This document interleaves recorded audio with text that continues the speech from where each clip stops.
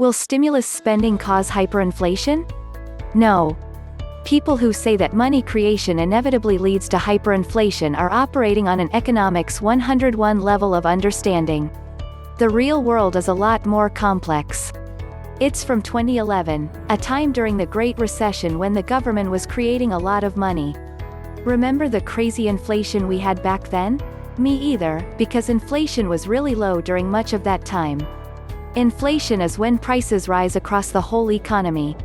That typically happens when either the economy is booming, increased demand, or there is a massive reduction in supply. When the economy is in recession, like now, demand falls. Supply may fall slowly as companies scale back, but that happens more slowly than drops in demand. Deflation becomes a risk. Falling prices may sound like a good thing, but it can lead to a deflationary spiral where falling prices incentivize less spending, which leads to falling prices that leads to less spending, eventually economic collapse. Stimulus payments try to help keep demand up, staving off deflation by generating some inflation. Believe me, if we manage to get to 1 to 2% inflation over the next year, the Fed will call that a victory.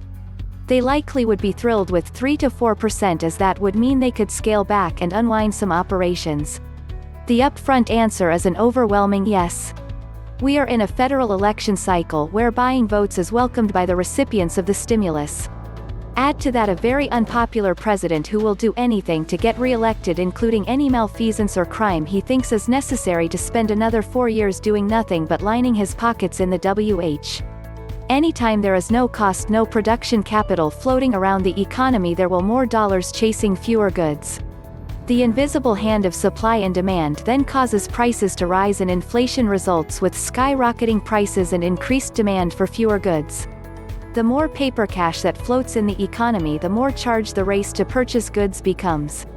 There have been many periods of hyperinflation over the modern time frame of the last several centuries. The most infamous was the hyperinflationary period of post-World War I Europe, and Germany in particular. That period resulted in the Great Depression period of 1929 through 1945, with roughly 50 million deaths. The republics of South America seem to painfully suffer hyperinflationary cycles that coincide with their elections, much like the US. For the same reasons and with same outcome. No. Because we are currently running the risk of deflation. Deflationary spirals are notoriously difficult to get out of.